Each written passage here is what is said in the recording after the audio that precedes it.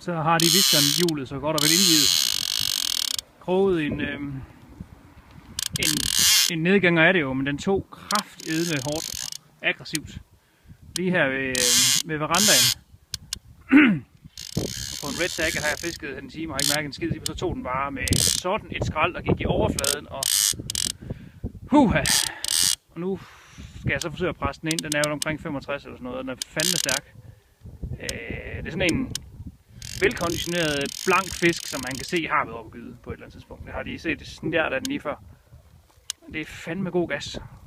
Og det er så på det nye klasse 6-7 saltwater. Så det er sådan set premieretur for både stang og hjul. Hør hvordan det synger i linen.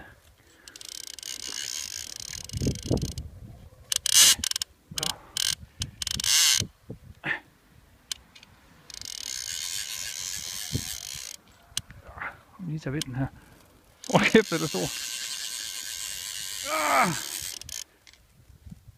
For satan et skrummel.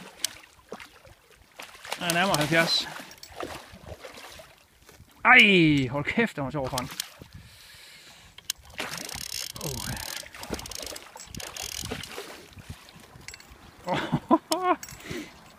Det var sindssygt. Red taggen den sidder lige der i krogen. Ja, nu vil jeg tage min fjang og så frigøre den, mens den ligger i vandet. Fed fight.